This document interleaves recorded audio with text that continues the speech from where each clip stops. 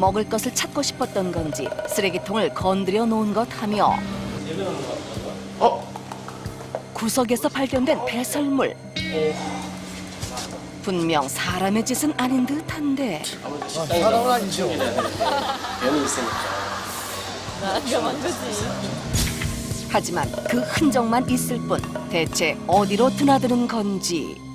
내부에 있는 건지 뭐 아니면 어디서 타고 들어오는지 확실히 저희가 모르겠어요. 워낙 가게가 커가지고 잘 외부와 모르겠어요. 연결된 통로가 있는 건 아닐까? 외부에서 내부로 들어오는 통로는 따로 없고 다 막혀있기 때문에. 출입문은 모두 닫혀 있고 통유리로 된 창문은 24시간 닫혀 있어 외부에서 누구도 낮에는 쉽게 숨어있고. 들어올 수는 없는 구조. 실내 환기를 위해 밖에서 안으로 연결된 환풍구가 있긴 하지만 좁은 틈으로 누군가 출입한 흔적은 찾아볼 수가 없고 유일한 비상구 역시 늘 안에서 잠가 놓는 만큼 쉽게 드나들 수가 없다. 그렇다면 혹시 내부에 누군가 숨어들어 있는 건 아닐지. 가게 구석구석을 살펴보지만 그 정체는 드러나지 않고 미스테리한 사건의 실체를 밝히기 위해 가게 곳곳에 관찰 카메라를 설치하고 상황을 지켜보기로 했다. 여러 대의 카메라를 통해 매일 밤 찾아온다는 의문의 주인공이 나타나길 기다려보기로 하는데 어느덧 밤 12시가 지나고 직원들 모두 퇴근한 시각. 과연 오늘 밤엔 사건의 실마리를 잡을 수 있을까? 불이 꺼지자 마루 밑 구석에서 무언가가 나타났다. 고양이 좁은 틈에서 슬그머니 나와 모습을 드러낸 건 고양이인 것 다름 같은데요? 아닌 고양이. 조심스레 움직이는 모습. 잠시 주변을 살피는가 싶더니 빠른 걸음으로 어디론가 이동하기 시작한다. 녀석이 향한 곳은 주방 안. 먹을 것을 찾아보지만 딱히 보이질 않자 계속해서 주방 안을 탐색한다. 순간 발을 잘못 디딘 녀석 소스치게 놀란다. 우와, 주위엔 깜짝이야. 아무도 없지만 순발력이 대단하네요. 계속해서 경계를 늦추지 않고 주방에서 별다른 성과가 없자 녀석이 발걸음을 옮긴 곳은 쓰레기통이 있는 창고 안이다.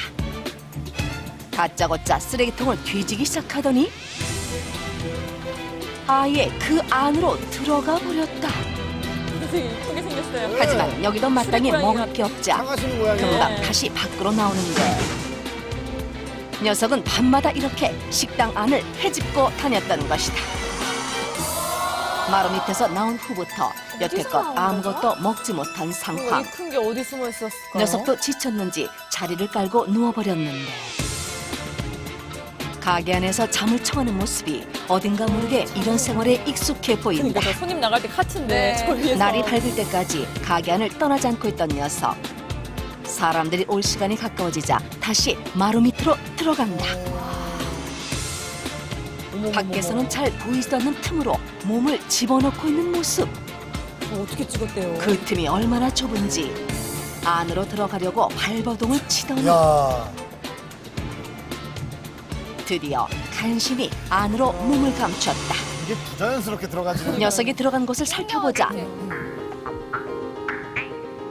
손 하나가 겨우 들어갈 만큼 비좁은 공간이 그렇죠. 있다. 그러지 않고서야 동물이. 언뜻 봐서는 절대 보이지 않는 틈.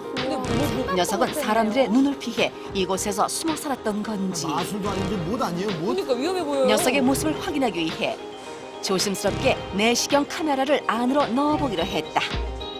카메라를 넣자마자 입구부터 눈에 띄는 건 마룻바닥에 위험하게 튀어나온 대못들이었다. 오. 그리고 한켠엔 고양이의 털이 쌓여 있는데 녀석은 꽤 오랜 시간 이곳에서 숨어 살았던 건 아닐지. 털갈이를 할 예, 만큼. 사장님이 여긴지 알 수. 카메라를 좀 더 깊숙이 넣어보자 좁은 틈 구석에서 반짝이는 고양이의 눈빛이 포착됐다. 녀석은 숨소리조차 내지 않고 구석에 숨어 있었는데 이른 아침에 이 틈으로 들어가서는 꿈쩍도 않고 있었던 것. 근데 그럼 하루 종일 고기 녀석의 냄새 맡으면서 움직임을 어떻게 조금 더 참아요? 지켜보기로 했다. 가게에 사람들이 있을 때에는 절대 밖으로 야, 나오지 않는 그러니까 녀석. 나오지 않고 가만히 있는 거죠. 대체 진짜 얼마나 귀신 역할로 오랫동안 그러죠. 이 알 수가 좁고 어두운 마루 밑에서 지내온 걸까? 제대로